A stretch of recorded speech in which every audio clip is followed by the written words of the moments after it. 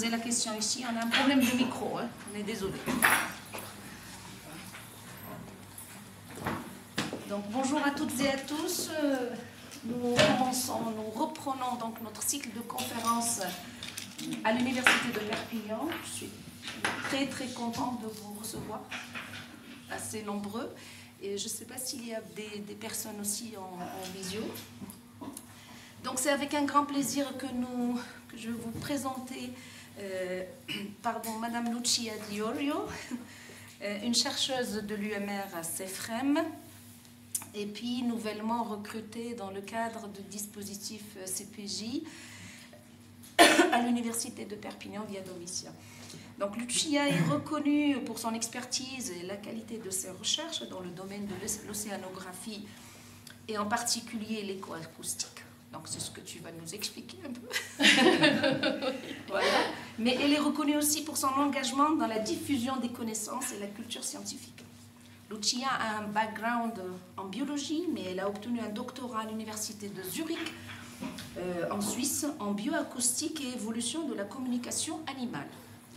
Depuis, elle n'a cessé d'explorer les frontières de la recherche aux interfaces de l'océanographie et de l'écologie marine.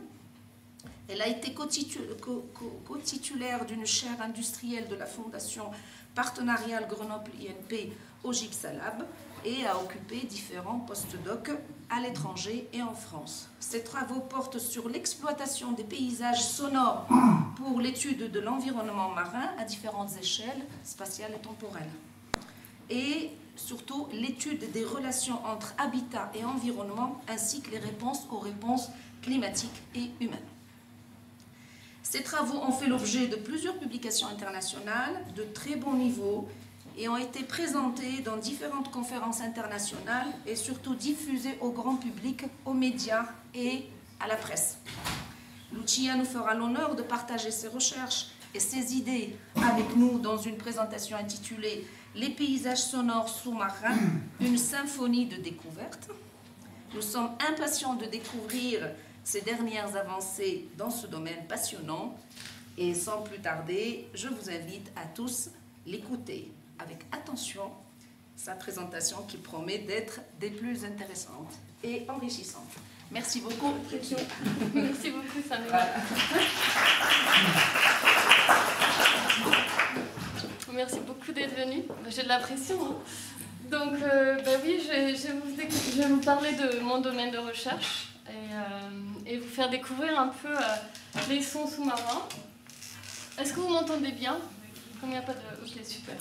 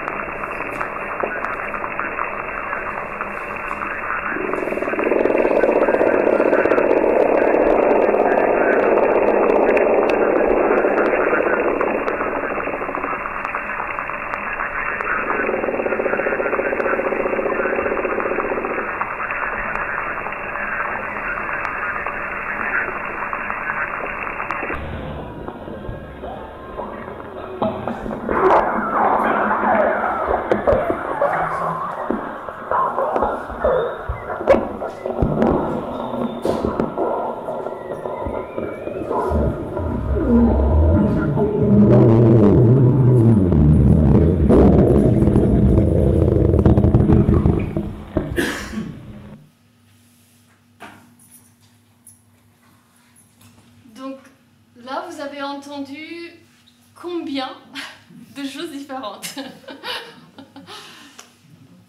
Bon, en tout cas, j'espère que vous avez entendu qu'il y avait des choses différentes. Donc, ce que je vous ai fait écouter, en fait, c'est des paysages sonores. C'est mon domaine de recherche, justement, différents. Et il y en avait 3. Donc, on ne peut plus avancer.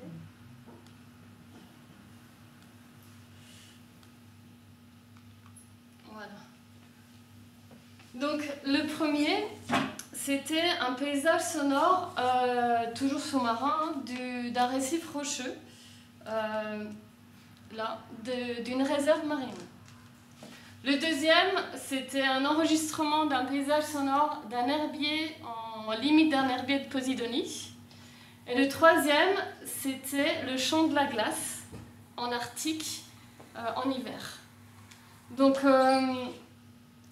vous avez bien entendu ils sont vraiment différents ces paysages sonores et qui peuvent nous dire quelque chose justement derrière ces habitats, derrière ces environnements marins. Donc, l'étude des paysages sonores.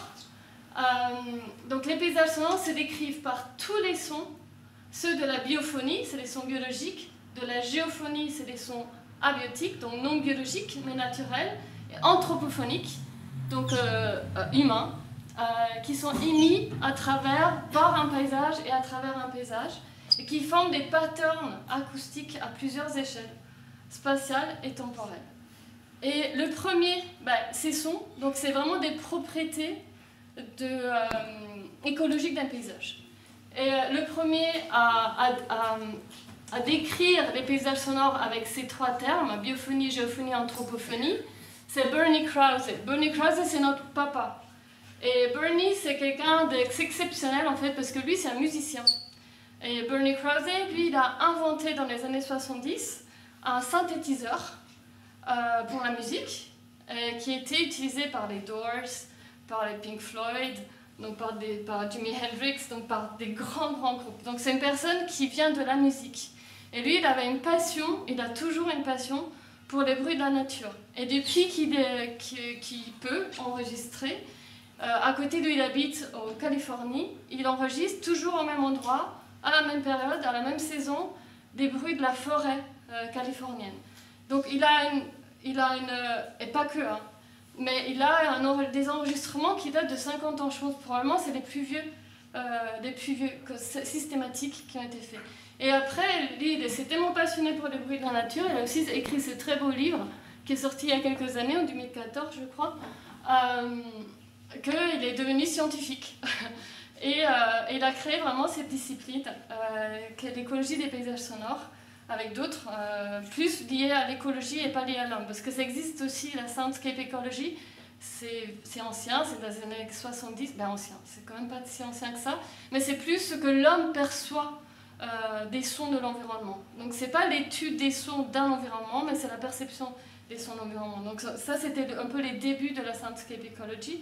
Et avec Bernie, on a vraiment utilisé les sons, c'est ce qu'il a fait justement comme propriété écologique du paysage, qui peuvent nous raconter quelque chose sur ces paysages.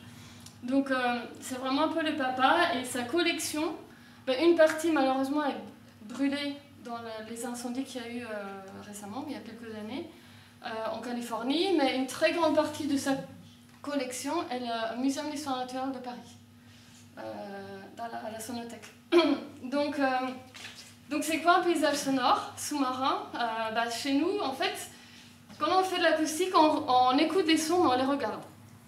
Donc ce que vous voyez ici, c'est ce qu'on appelle un spectrogramme. Donc ça, c'est la fréquence, les basses et les hautes. Ça, c'est le temps. Et plus c'est rouge, plus le son est intense. Donc ce qu'on voit là, c'est un spectrogramme sur une semaine en Méditerranée. C'est typique, c'est un spectrogramme typique de la Méditerranée. Et ce que vous pouvez voir, c'est déjà, on voit des patterns, des répétitions. Donc vous voyez des trucs là, ici. Vous voyez des choses là qui se répètent. Et donc ça représente tout quelque chose. Donc qu'est-ce qu'on voit dans un paysage sonore? Il y a plein de choses. Justement, ce que Bernie a décrit. Il y a la biologie, donc il y a des invertébrés, il y a des poissons. Justement, ces patterns, c'est des sons d'invertébrés. Qu'au coucher de soleil et au lever de soleil, il y a des pics d'activité. Et la nuit aussi, ils sont beaucoup plus actifs que le jour. Ça, qu'on voit là, ça c'est des bateaux, l'activité humaine qui est principalement active le jour. Et en bas ici, on a les poissons qui sont actifs, peuvent être actifs et le jour et la nuit, mais principalement la nuit. Après, on peut avoir aussi du vent et de la pluie, et les mammifères marins, Donc ça, c'est nos petits paysage sonore typique de Méditerranée et un peu mon champ de prédilection. Donc l'étude des paysages sonores, c'est quoi? Alors là on a ce paysage sonore, donc on a la biophonie, tous les sons biologiques, tous les sons naturels non biologiques et tous les sons anthropiques qui se mélangent et qui créent ces paysages. Et donc l'étude des paysages sonores consiste à étudier chacune de ces composantes, la composante biologique, géophonique, les sons abiotiques et anthropophoniques, mais aussi les interactions. Parce que s'il y a des changements ici, je vais pouvoir l'entendre, peut-être. S'il y a des changements ici, s'il y a une tempête ou de la pluie, ça va changer mon paysage sonore. Après aussi, est-ce que s'il y a une tempête, est-ce que ça va changer l'activité biologique? Ou le bruit? Est-ce que le bruit, il va changer l'activité biologique qu'on peut avoir dans un habitat? Donc l'étude, c'est vraiment ça, les composantes et les interactions entre les composantes. Donc, je vais vous faire écouter quelques-uns de ces sons. Alors, on a parlé tout à l'heure des invertébrés. Donc, on va les écouter.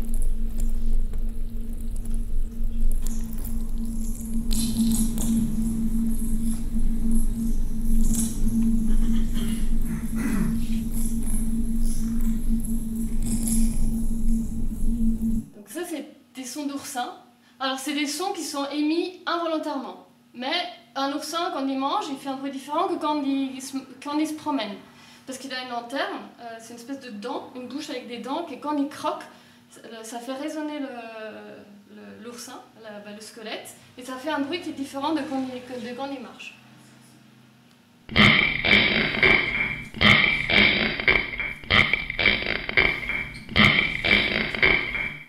Ça, c'est le son de la langouste. Par contre, la langouste, ça, c'est volontaire. Donc, la langouste, elle met ce son pour se défendre. Quand il y a des intrus, pour se défendre, elle va émettre ce son-là avec le bas de l'antenne. Des antennes qu'elle fait frotter sur la tête. On va écouter aussi une espèce emblématique. La mitraillette, ça, c'est le corbe. C'est un poisson protégé en Méditerranée et on a des sites de reproduction juste ici dans le golfe de Lion, dans la réserve.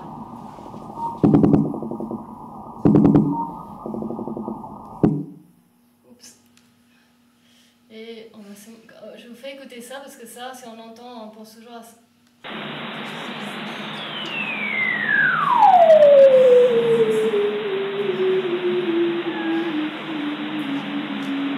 Donc ça, c'est un phoque barbu. C'est un son de Star Wars, mais c'est le son de reproduction du phoque barbu. Du mâle. Plus il est long, plus il est bas, plus les femelles vont être attirées par ce son.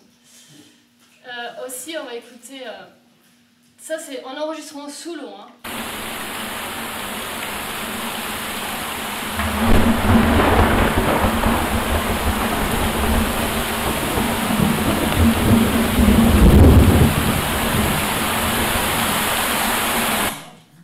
Sous l'eau, on peut aussi écouter la pchelle et tonnerre.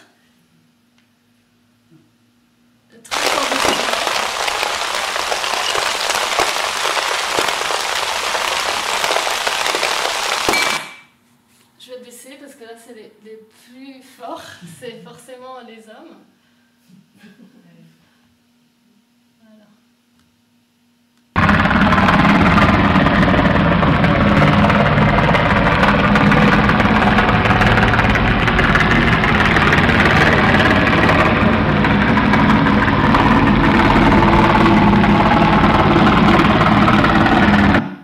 Ça, c'est un chalutier.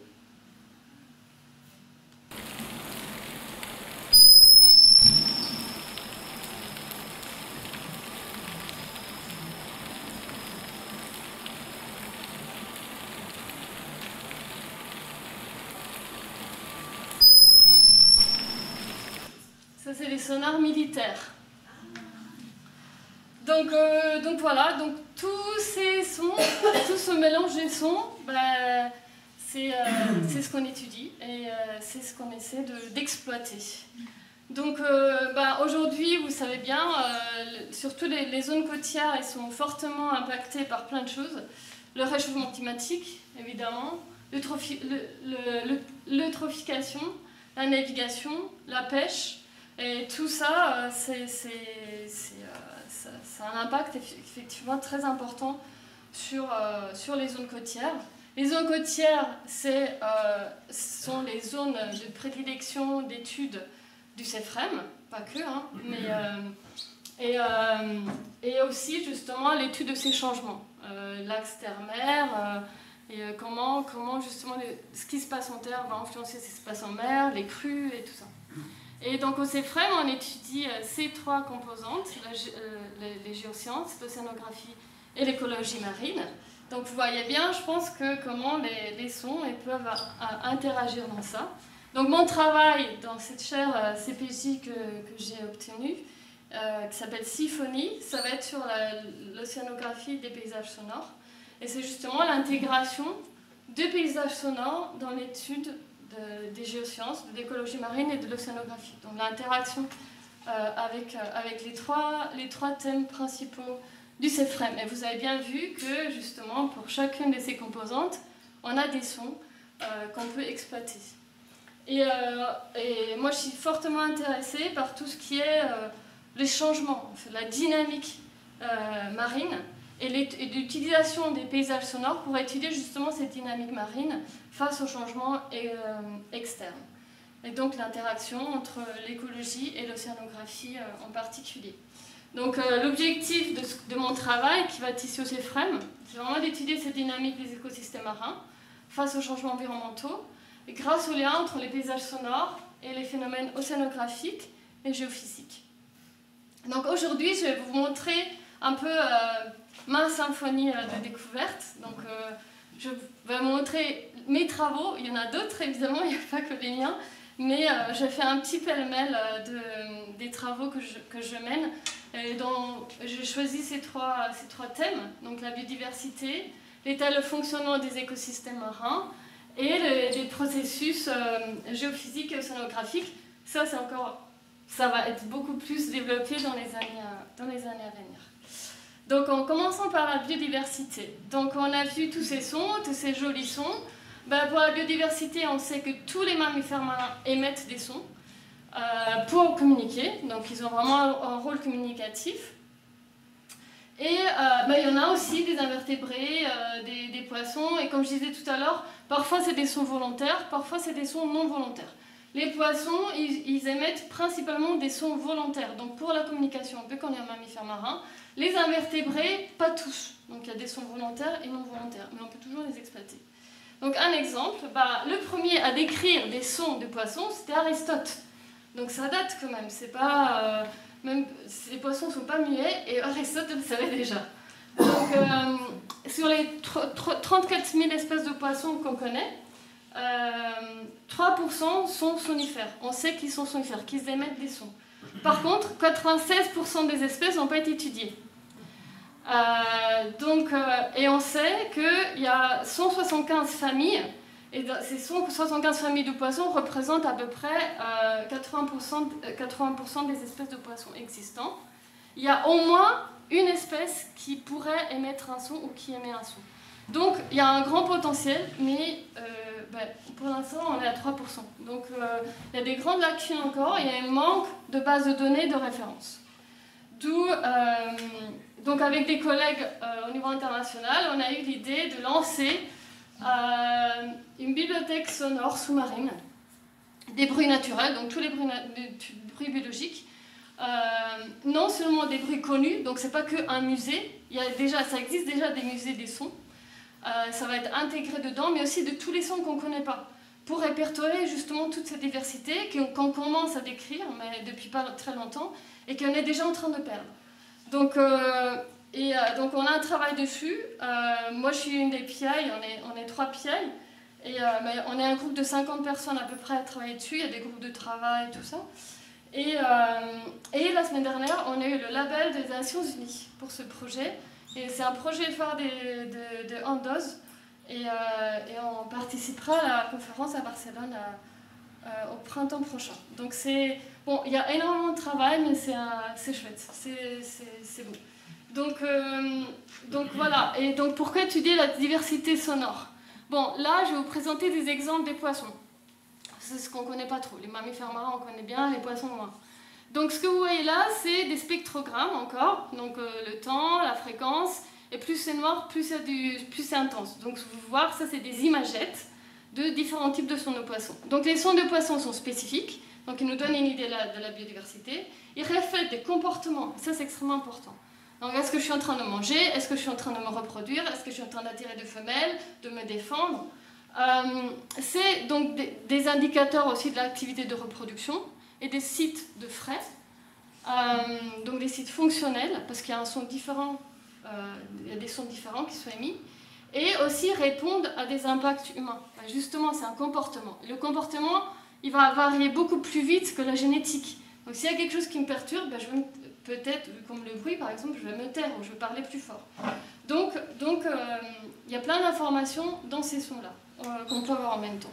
Et pourquoi étudier les poissons? Parce que les communautés de poissons, ils contribuent considérablement au fonctionnement des écosystèmes marins et aussi au système écosystémique, au service écosystémique.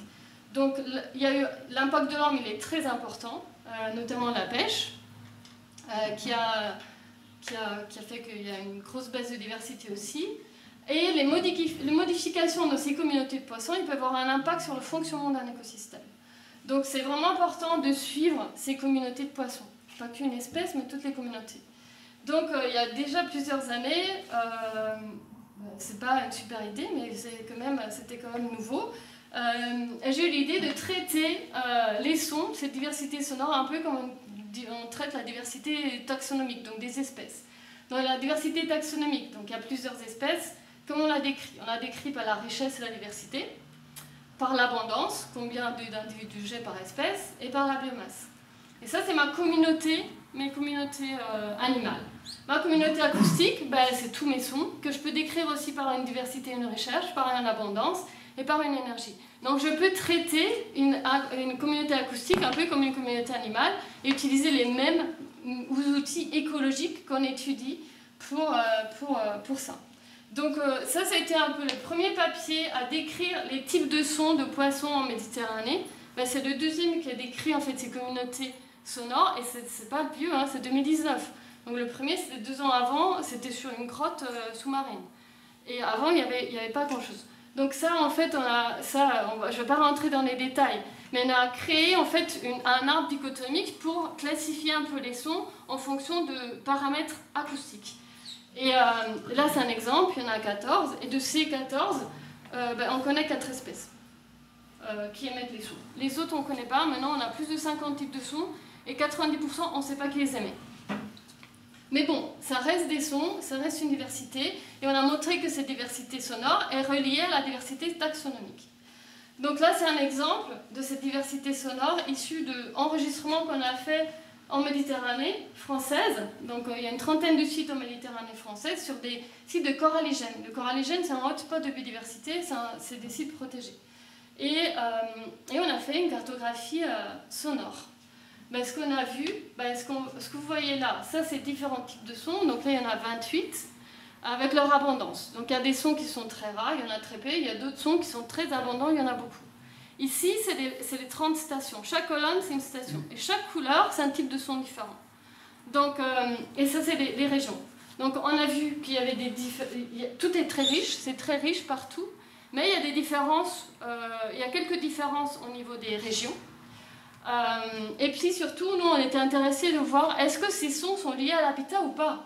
Est-ce qu'il y a un lien entre les sons et l'habitat? Donc on a fait des analyses écologiques, je ne vais pas vous les montrer, on ne va pas aller dans les détails, mais on a pu montrer justement que cette diversité sonore elle était associée à l'habitat, donc au pourcentage de coralligènes effectivement qu'il y avait, et d'espèces constructrices comme les coraux, les gorgones, et par la profondeur, donc aussi par des paramètres environnementaux.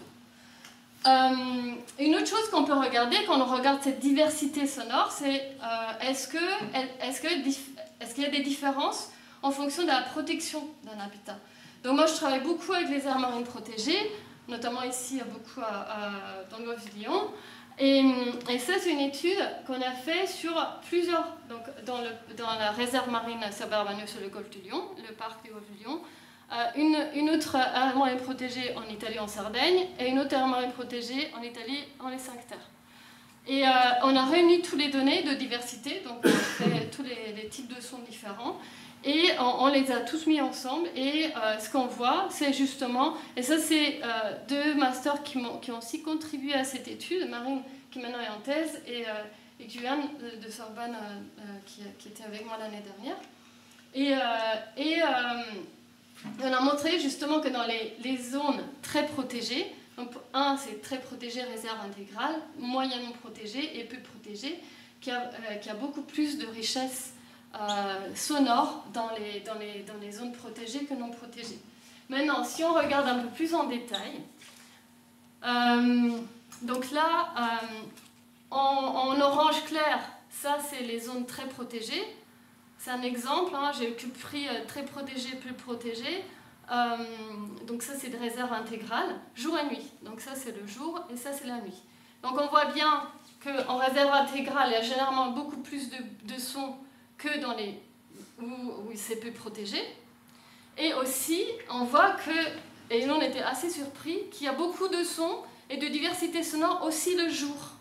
En réserve intégrale, et ce qu'on a très peu dans les zones non protégées, et parfois on en a même plus que la nuit dans les zones peu protégées. Et normalement, les poissons, on sait qu'ils vocalisent plutôt la nuit.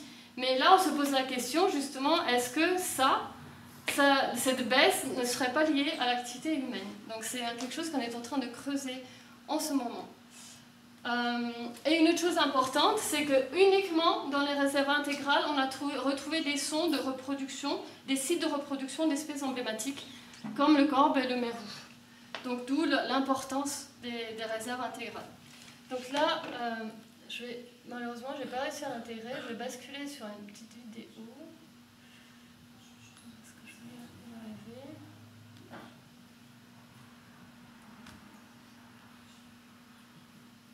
Ah non, il est là.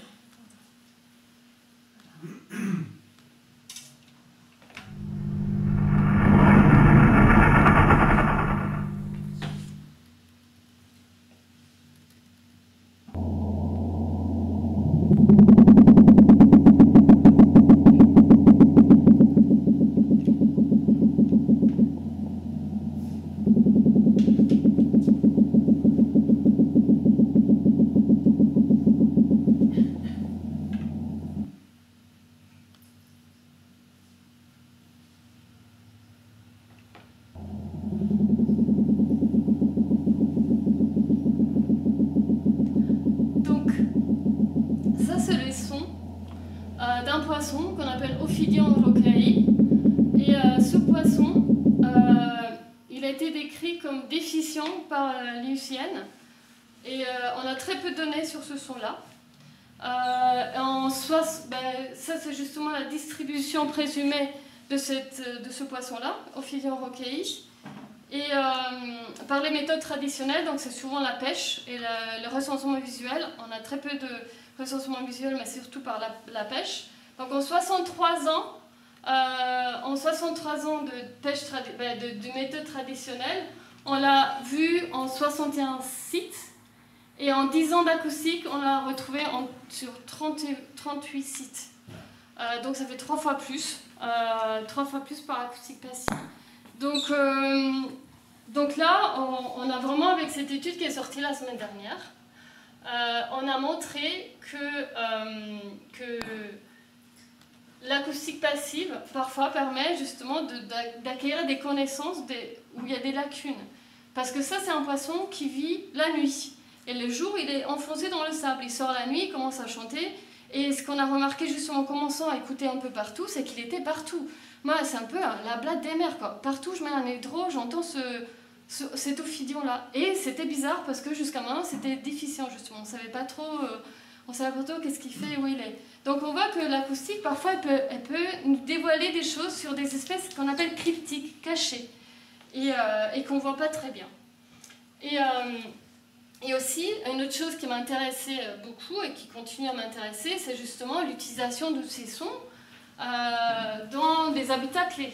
Et là, c'est la Posidonie. Vous savez tous qu'elle a vraiment un rôle très important pour la protection des plages, l'érosion, la civilisation des substrats, la séquestration du CO2, c'est aussi des nurseries, des sites de reproduction. Donc c'est un habitat extrêmement important au niveau écologique. Et il y a des suivis des herbiers, c'est une espèce protégée qui sont principalement liées à la plante. Donc on étudie la plante principalement. Donc quand j'ai fait les premiers enregistrements, on a fait les premiers enregistrements des herbiers, donc c'était aussi un projet avec l'agence de l'eau sur toute la Méditerranée. Ben, on a remarqué que dans tous les herbiers, il y avait, ça c'est des spectrogrammes toujours des herbiers, il y avait ce nuage-là, la nuit, il y avait ce nuage partout. C'était un son, on va écouter. Si j'y arrive.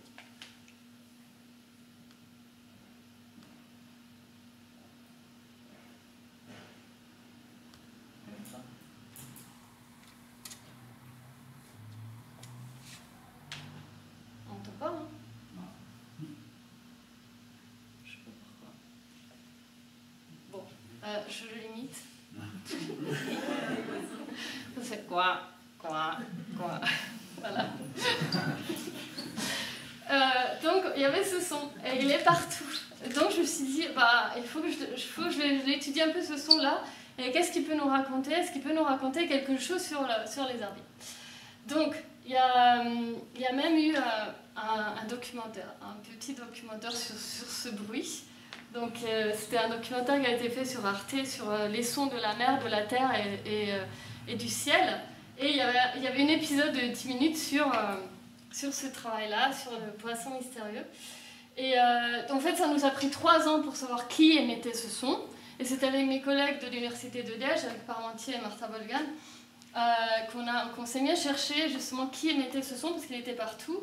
Et à l'Université de Liège, ils sont spécialisés dans la production sonore des poissons. Comment les poissons ils émettent des sons.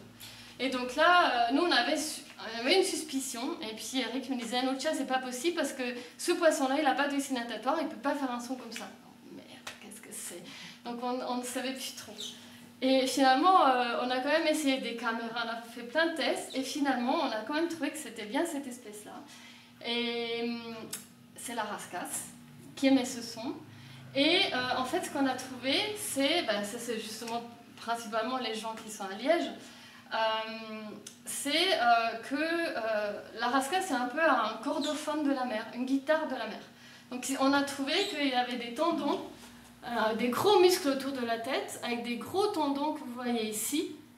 Et ce qu'on soupçonne, on les a stimulés, mais le son n'était pas tout à fait très joli, pas comme dans la nature, qu'ils vibrent.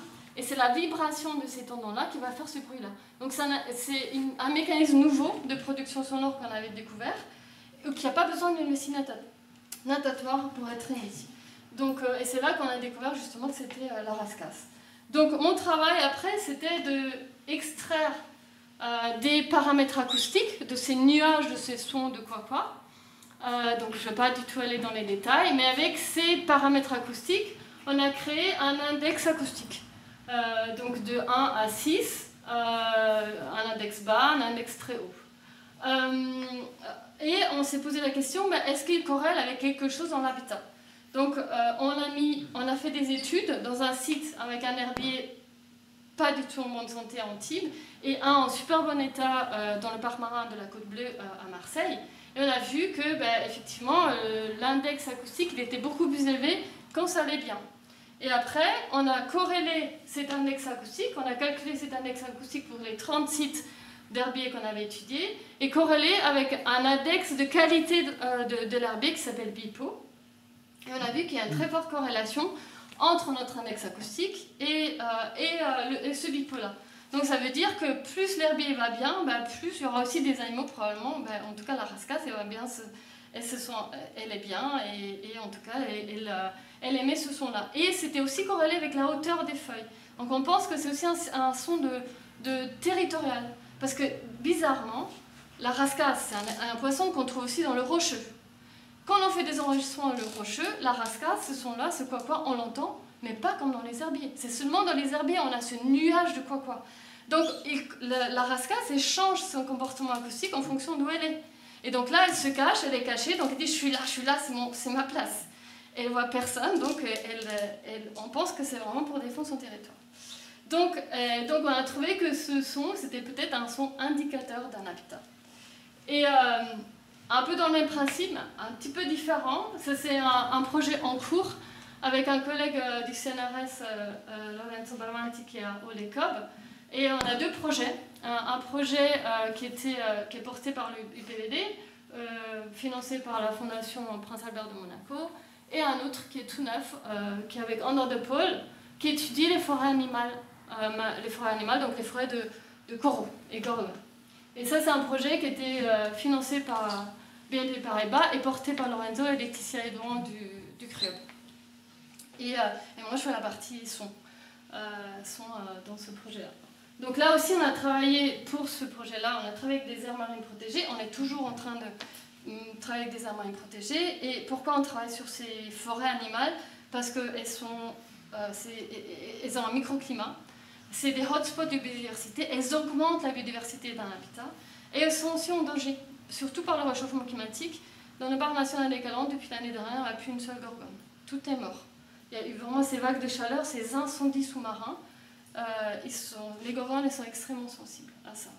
Donc ce qu'on essaie de faire, là il y a une petite vidéo, c'est on étudie l'empreinte sonore de ces gorgones. Donc là on va utiliser un système d'écoute à 4 capteurs reliés au même enregistreur, donc à 4 capteurs reliés au même enregistreur, et avec la différence de temps d'arrivée, on peut localiser les sons sur une paroi.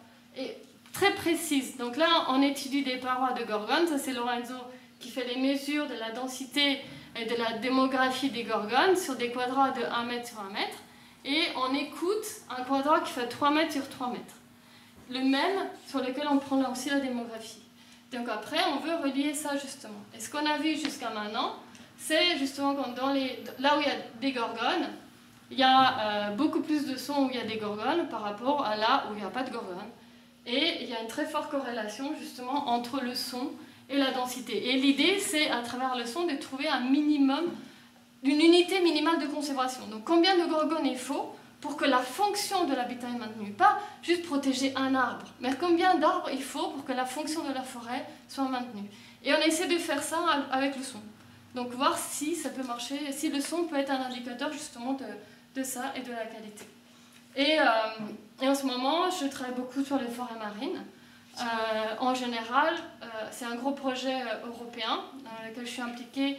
On étudie les forêts marines des plantes et les algues, donc laminaires, et zoster et posidonie. Cette année, on a été en Atlantique Nord. L'année prochaine, on sera en Méditerranée avec les posidonies. Et donc là, on fait des sons, l'ADN environnemental, et on essaie aussi justement de relier toutes ces études des paysages sonores à un autre projet qui est au CEFREM, Riomar, qui étudie les forçages, donc tous les paramètres océanographiques et non seulement les vagues de chaleur sur les environnements marins. Donc là, on essaie vraiment de faire ce lien entre l'océanographie et la biologie. Et il y a Marine Ethel qui vient de commencer une thèse qui va travailler justement sur ces données-là, en partie. Et là, une thématique importante qui va être abordée justement dans TREC, dans ce projet, c'est la température et le son. Donc ça, c'est une image de Bernie Krause, justement de sa forêt, dans les années, début 2005 à 2019. Et ce qu'on voit, c'est on voit qu'il y a une perte d'énergie là.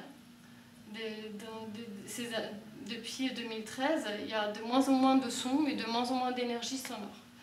Et on sait que dans le milieu marin, il y a beaucoup d'espèces, notamment les poissons, mais pas que, les crevettes laqueuses aussi, qui dépendent beaucoup de la température. Donc là, les corbes, ils chantent de plus en plus avec l'augmentation de la température. Mais c'est quand la limite? Et quand est-ce qu'il fait trop chaud pour chanter ou pas? L'ophidion aussi, c'est un peu des thermomètres de la mer. Donc la température joue un rôle vraiment important chez les poissons. Et des changements de phénologie, donc de la saisonnalité et des biorhythmes, ils peuvent vraiment, qui sont liés au réchauffement climatique, peuvent avoir des conséquences importantes pour les populations. Donc, ça, c'est vraiment un aspect qu'on va étudier aussi justement les sites de reproduction du Corbet-Tumerou avec Philippe L'Enfant ici dans le Golfe. Et en dernier, juste pour vous parler aussi des sons non biologiques, donc le vent. Le vent a une importance vraiment une forte importance dans le milieu marin parce qu'il est impliqué dans le climat, dans les échanges de gaz et de chaleur entre la surface et la mer, pour les prévisions météo, pour des processus océanographiques comme la circulation des courants, et aussi pour des éléments extrêmes pour prédire justement des tempêtes. Donc le vent, il fait du bruit. Vous le savez, même en terre, mais dans l'eau aussi. Et en fait, on le mesure à travers l'agitation de la surface. Donc plus il y a du vent, plus la surface va être agitée, et c'est ça qu'on va quantifier. Et il y a vraiment une relation linéaire entre le bruit, donc ça c'est le niveau de bruit, et la vitesse du vent. Et on le peut mesurer. Donc ça, ce qu'on voit ici, je ne sais pas si vous voyez, là la carte, on voit la Corse, la Méditerranée. Ça c'est un glider, donc c'est une espèce d'avion qui flotte avec les courants, qui bouge avec les courants sous l'eau, équipé d'un capteur acoustique, qui s'est promené ici en Méditerranée. Et les courbes que vous voyez là, c'est les courbes du vent, la vitesse du vent, le long de son trajet. Donc on peut spatialiser comme ça, quantifier le vent sur des grands espaces. Et aussi la pluie. Donc là, c'était des événements de pluie qu'on a pu enregistrer et quantifier. Et en même temps, et ça par exemple, c'est quelque chose qui intéresse beaucoup des programmes d'observation comme MOOSE, de pouvoir quantifier justement la météo au large. Et en même temps, on peut aussi enregistrer le bruit et faire des cartographies du bruit. Ça, c'est très important pour la DCSMM, la directive cadre du milieu marin. Et je n'en ai pas parlé aujourd'hui, mais c'est une thématique importante sur laquelle on travaille aussi, notamment parce que ça c'est la Méditerranée, ça c'est le trafic en un an en Méditerranée, et on voit bien que c'est bien dense. Et le bruit, il gêne, forcément il gêne, il a un grand impact et il va augmenter avec le réchauffement climatique parce que le pH il va favoriser la propagation des basses fréquences, des bruits de bateaux. Donc ça va s'empirer. Et donc le bruit, c'est sûr, c'est un aspect non négligeable. Mais je n'en ai pas parlé aujourd'hui. Donc, mais on va pas finir sur une mauvaise note. Comme disait Samira, j'aime beaucoup travailler avec les artistes. Et bon, je participe à peut-être un peu trop projet Arts et Sciences. Mais c'est quelque chose qui me tient à cœur aussi parce que c'est un autre moyen de sensibiliser les gens au milieu marin et à la protection de ce milieu. Là, je ne l'ai pas mis, mais j'interviens pas mal dans les médias aussi. Et là, j'ai un nouveau projet avec la Fondation Tara, qui va peut-être commencer avec des artistes. Justement, on va utiliser les sons de ce projet Trek dans quelque chose à Arts et Sciences. Donc, je remercie plein de gens, parce que ça, c'est pas un travail que j'ai fait tout seul dans les années. Donc, les anciennes choses plus anciennes, il y a toute une équipe. Je tiens à remercier, il n'est pas là aujourd'hui, mais surtout Philippe L'Enfant qui m'a fait venir à Perpignan. Et le CEFREM, et en particulier Wolfgang Ludwig, le directeur, et toute l'équipe pour m'avoir accueilli. J'adore être là, donc c'est super. Et merci à vous pour l'attention.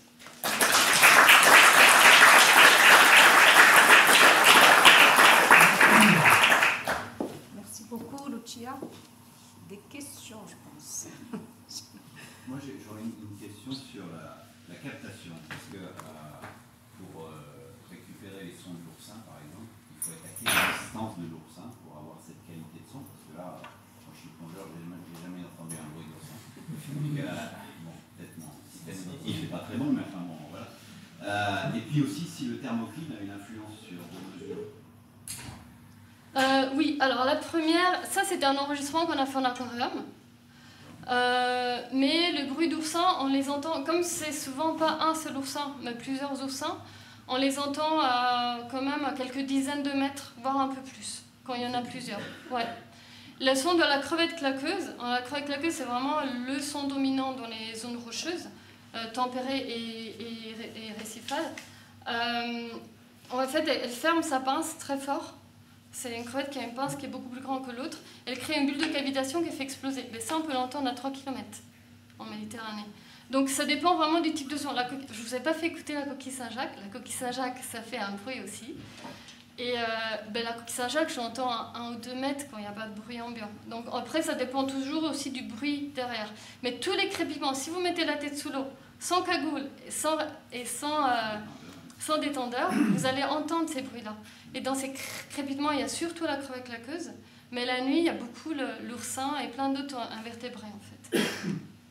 Donc les crépitements qu'on entend, mais c'est ça, c'est ces animaux-là. Et les thermoclines? La thermocline, oui, énormément. Justement, ça joue énormément sur la propagation et du son.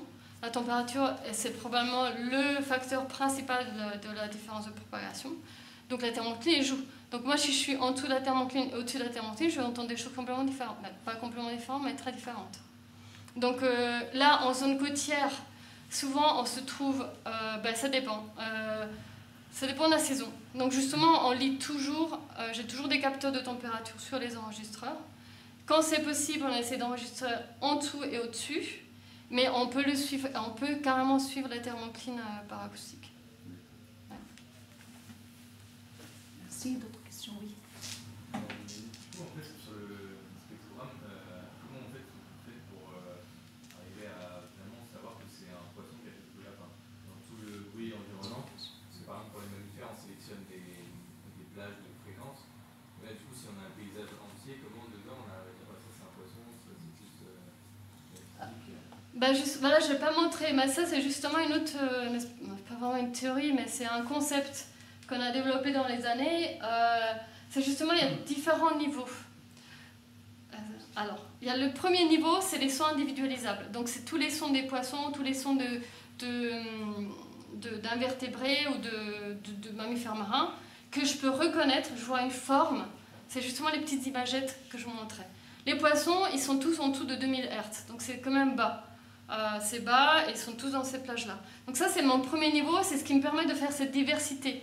Les études qu'on a fait dans les aires marines protégées, le coralligène et tout ça. C'est vraiment la diversité sonore, c'est à partir de ça. Après, il y a un deuxième niveau. Il y a certaines espèces qui font beaucoup de sons, comme Ophidion, comme le corbe. Donc il y a plein de sons individualisables. Et ça crée justement ces nuages, ou le quoi, ces nuages de sons. Là aussi, si je zoome dedans, je peux encore faire des boîtes autour des sons. Je peux les reconnaître. Donc ça, c'est des sons qui... Ce que je peux reconnaître, ce que je peux voir, c'est quelque chose qui se passe assez près de moi, dans les quelques centaines de mètres. Pour les poissons, c'est à peu près quelques centaines de mètres, le rayon d'écoute. Et ça, c'est des phénomènes de masse, on appelle ça, parce qu'il y a plein d'individus qui vocalisent en même temps. Et le troisième niveau, c'est ce nuage-là. Si j'enlève tous les sons individualisables, je vois que de l'énergie. J'ai toujours ce nuage-là, mais c'est un nuage qui va augmenter mon bruit de fond. Si je zoome dedans, je ne suis plus capable d'identifier des boîtes, mais c'est que de l'énergie. Donc ça, c'est encore un autre niveau. Et ce niveau-là, justement, dans les herbiers, par exemple, il existe seulement quand il y a des phénomènes de masse, comme les crevettes laqueuses ou le quaqua ou le ophidion. Et ça te dit quelque chose sur tout l'habitat. Parce que du coup, c'est les sons de tout l'habitat entier. Donc ça spatialise. Donc en fonction de ce que tu écoutes, tu spatialises. Et en fait, tu choisis comment tu analyses les sons en fonction de ce qui t'intéresse. Est-ce que je suis intéressée par les sons mammifères marins ou les petites boîtes, la diversité, ou les chorus? Et voilà, bon, je ne sais pas si c'est clair, mais...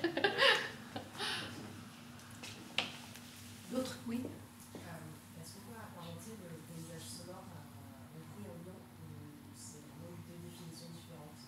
C'est une autre définition. Alors, le bruit ambiant, c'est pas la même chose. Le bruit ambiant, c'est justement, c'est un peu...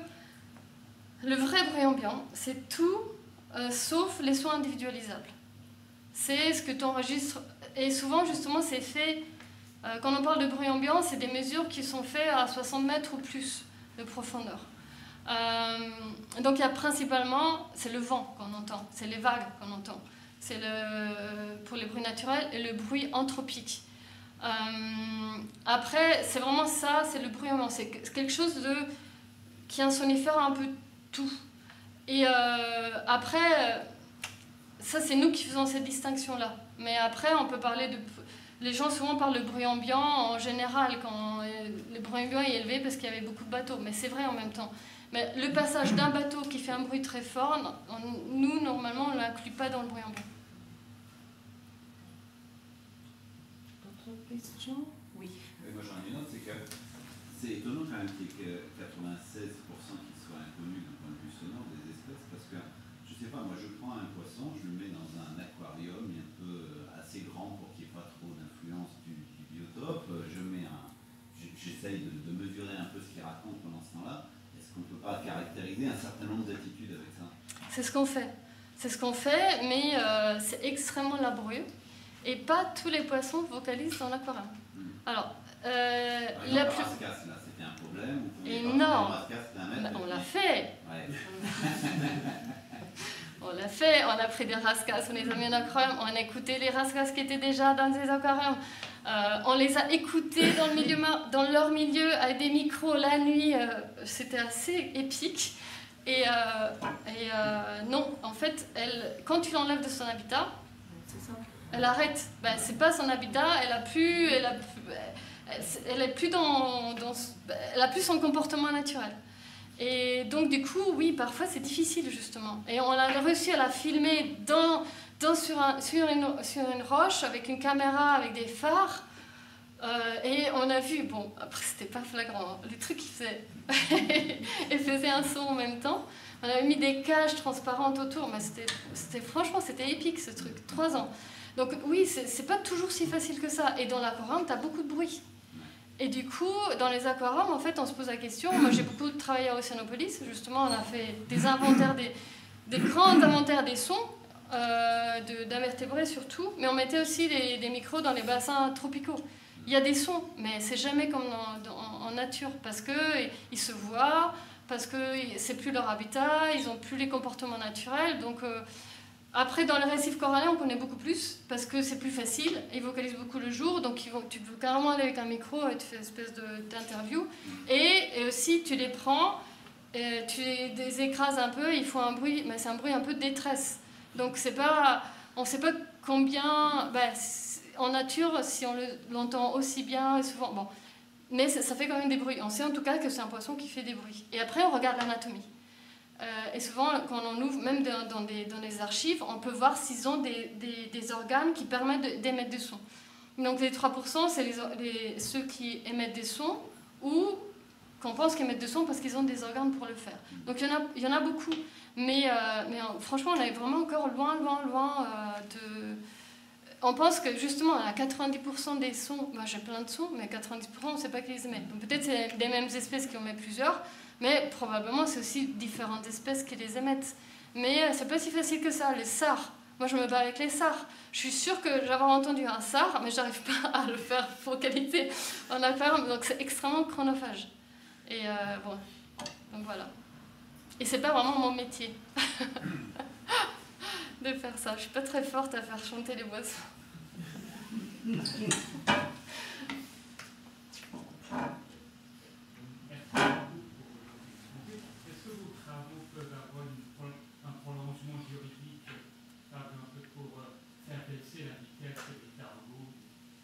Ouais, ça c'est une très bonne question.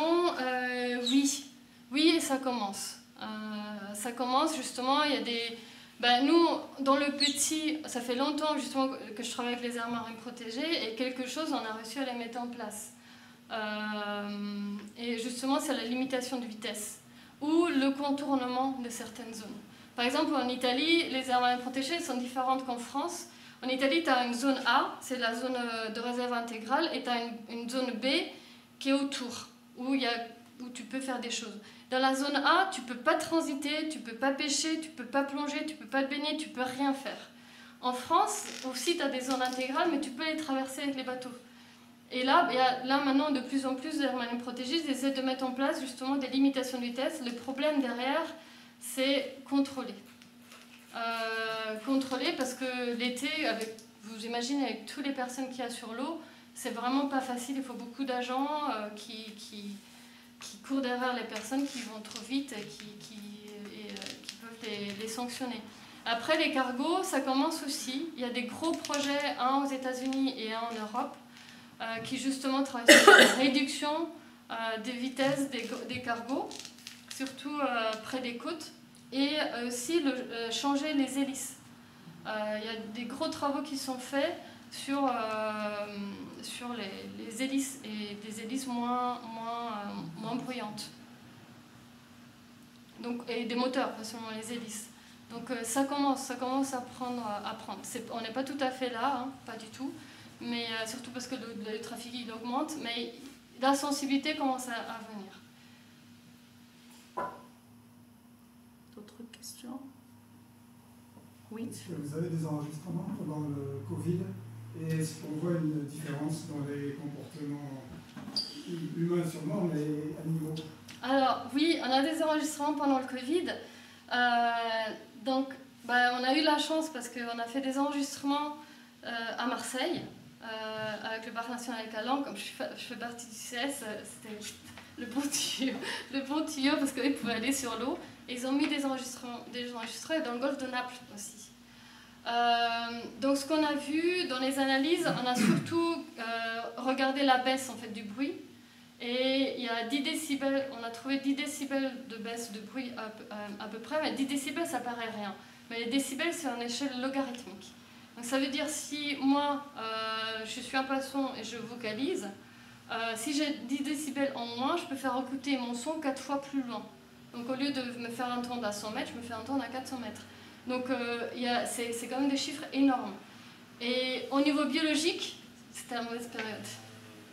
C'était malheureusement en mars, début avril, et c'est un peu la période la plus silencieuse en mer. Donc on avait très peu de sons, pas beaucoup de sons biologiques, justement de communication. Et on n'a pas vraiment pu faire, nous personnellement, cette étude. Un collègue qui en a fait dans un récif corallien où ils avaient des sons de poissons aussi, eux ils ont remarqué que bizarrement les poissons ils vocalisaient moins. Une autre étude a montré qu'ils vocalisaient plus. Bon. Je sais pas trop. Je sais pas. Après, dans les calanques, ils parlaient des pêches miraculeuses. Donc après, nous, on a eu beaucoup de dauphins, par contre. Ça, il y en avait beaucoup plus de présence de dauphins, de mammifères marins près des côtes que papillons. Est-ce que vous êtes limité au point de vue données sonores sur le littoral européen, notamment en Méditerranée, ou aussi est-ce que vous avez des données sur l'Afrique du Nord, c'est-à-dire le littoral notamment marocain, algérien, tunisien, comme les températures sont plus hautes, est-ce qu'il y a des partenariats? Mais ça, c'est justement avec l'agence de l'eau, on avait commencé à créer ces partenariats-là. Après, il y a eu des problèmes avec l'agence de l'eau, donc on a pu... pas avec l'agence de l'eau, il y a eu des... Moi, je n'étais pas impliquée dans ça, mais il y a des histoires politiques qui ne me concernent pas directement. Du coup, on n'a pas pu poursuivre ces travaux-là, mais je suis en contact avec une chercheuse qui est au Maroc. Et justement, ça serait bien de faire des études aussi vers le Maroc, justement. Après, il y a d'autres personnes qui en font, mais c'est plus au large de l'Afrique. Et certainement, je ne connais pas toutes les personnes qui font, tous les projets de tout le monde, mais nous, personnellement, non, mais c'était quelque chose qu'on avait initié, et je suis tout à fait d'accord avec vous qu'il faut en même temps aller aussi écouter l'Afrique du Nord. Juste par rapport à cela, il y a dans le réseau des universités marines, les universités aussi du sud de la Méditerranée sont incluses, et ça peut être aussi un créneau pour justement trouver, pas cibler des partenaires, mais simplement voir qu'est-ce qu'il y a. Est-ce qu'ils ont des études faites sur l'autre côté de la Méditerranée? Oui, carrément, tout à fait. C'est intéressant parce que c'est la Méditerranée. Mais oui, et puis c'est justement c'est une partie importante, comme je dit, pour le réchauffement climatique, c'est extrêmement important. Donc je vais peut-être enchaîner sur une petite question, peut-être juste de curiosité. Vous avez parlé de classification des communautés sonores. Donc cette classification, elle est arrêtée. J'imagine qu'il y a des caractéristiques qui permettent cette classification. Et puis donc il peut y avoir plusieurs espèces qui soient dans la même boîte, dans la même classe. Donc c'est arrêté, vous êtes encore en train de l'enrichir, ou c'est que vous en êtes Ben, on est encore en train de l'enrichir, justement. Et ben là, j'ai parlé en ce moment, on est autour de à peu près une cinquantaine de catégories de sons. À l'intérieur de ces catégories, parfois, il y a plusieurs types de sons, mais on n'est pas encore capable de faire une catégorie à part. Et à chaque fois qu'on ouvre des enregistrements, on retrouve des sons nouveaux. Justement parce que ça peut paraître bizarre, mais c'est une discipline assez nouvelle. C'est vraiment une thématique assez nouvelle, cette éco-acoustique, le fait d'écouter tous les sons. Et c'est plus développé en terrestre et dans les récifs coralliens, mais chez nous, très peu. Donc on découvre justement, parce que les gens avant, moi je viens aussi de la bioacoustique. La bioacoustique, c'est l'étude de sons, de communication d'une espèce. Et donc les gens, ils se focalisent sur cette espèce-là, ils ne vont pas forcément écouter tout ce qu'il y a autour. Et donc du coup, cette étude des communautés sonores, elle est très jeune. Et aussi la possibilité de faire ces enregistrements. Quand moi j'ai fait ma thèse, que j'étais à Cornell, à l'université Cornell à Zurich, j'étais plus à Cornell qu'à Zurich, parce que tous mes équipements et tout, c'était là. Il y avait peu d'universités qui avaient les moyens d'avoir des enregistreurs autonomes qu'on pouvait poser dans l'eau. Un enregistreur coûtait 25 000 € en leasing. Donc c'était cher. Et ça fait... J'ai fait ma thèse en 2009. Donc oui, ça date, on est d'accord. Mais c'est pas si vieux que ça. Maintenant, depuis les 10 dernières années, on commence à avoir aussi de l'équipement qui est plus accessible. Donc il y a plus de gens qui font des enregistrements. Et maintenant, on est carrément à des enregistrements qui coûtent 300 €. Bon, la qualité est bof, mais tu peux quand même faire des choses avec. Et du coup, ça a augmenté justement cette diversité et on découvre beaucoup plus parce qu'il y a aussi plus de gens qui commencent à regarder, ce qui est bien. D'où aussi cette librairie justement pour essayer de mettre tous les sons qu'on connaît pas, et on découvre tous les jours. Et la difficulté, c'est aussi de trouver des méthodes automatiques, justement pour identifier ces sons qui ne sont pas connus. Le problème principal, nous on travaille un peu avec l'intelligence artificielle, plein de types de classifications différentes. C'est facile pour les sons communs, comme pour les corbes, le quoi-quoi. On a des détecteurs qui marchent de tonnerre, qui sont basés sur plein de choses, sur le rythme, sur l'intelligence artificielle. Il y a plusieurs méthodes. Mais quand on regarde la diversité, ce qui fait la diversité, c'est les sons rares. Et ceux-là, tu les as pas. Parce que pour faire de l'AI, il faut quand même... Donc on triche, parfois on rajoute des sons, mais on n'est pas du tout encore dans la capacité d'avoir des choses très automatisées. Donc ça, c'est quelque chose qui va se développer. Systémique qui nous correspond. Exactement. Et l'idée de ces bibliothèques, c'est justement aussi de mettre ensemble plein de sons. Et il y a une équipe qui fait une équipe AI dans cette bibliothèque sonore, donc traitement de signal et deep learning, qui vont justement développer des outils en fonction de ce que nous on met dedans. Et c'est des choses à noter parce qu'ils ont besoin de choses à noter pour commencer. Et donc c'est un travail long, mais là justement on essaie de se mettre tous ensemble pour faire avancer un peu plus vite.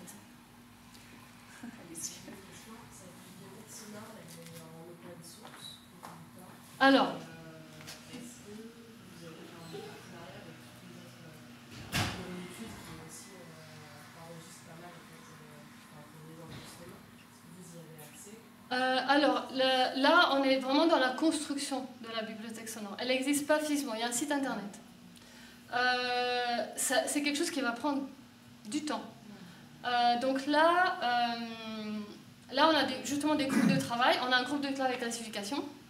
Déjà, c'est compliqué parce que pas tout le monde est d'accord sur comment on classifie des sons. Il y a des discussions autour de ça. Il y a le groupe AI.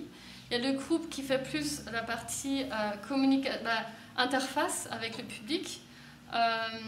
Il y a un groupe qui fait les librairies sonores. Il y en a 5. Là, je ne sais plus combien j'en ai dit. Donc, une partie existe déjà. Mais ce n'est pas de cette bibliothèque, c'est les musées de sons. Donc il y a par exemple une database des sons de poissons connus, mais il n'y a pas forcément tous les sons. Donc il y a des bibliothèques existantes qui sont intégrées, qui vont être intégrées. Et après l'idée justement dans le temps, nous c'est principalement des chercheurs qui vont alimenter, et on est déjà beaucoup, alimenter ça. Il y a aussi, on a créé un Ocean Palm Day, c'est un jour dédié d'enregistrement de l'océan tous les 8 juin. En même temps, partout dans le monde, on met des capteurs dans l'eau. Donc cette année, on avait 90 institutions qui ont participé, associations, chercheurs. Et ça aussi, ça va être intégré dans la bibliothèque. Et l'idée, à la fin, c'est aussi que tu puisses charger un son, mettre un son dans la bibliothèque et voir en fait un espèce de Shazam, quoi. Où est-ce qu'il était déjà été enregistré. Et disons, la communauté est déjà grande. Après, elle peut être alimentée par tout le monde. Mais là, on est dans la construction, donc il ne faut pas non plus... Déjà, 52 gens, c'est beaucoup. Et on est vraiment dans les groupes de travail de voir aussi comment gérer et mettre en place, en fait, les informaticiens, cet outil. Peut-être une dernière question.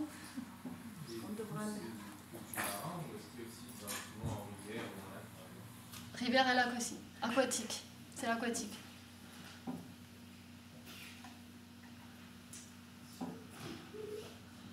Oh ben, merci beaucoup encore, Lucia.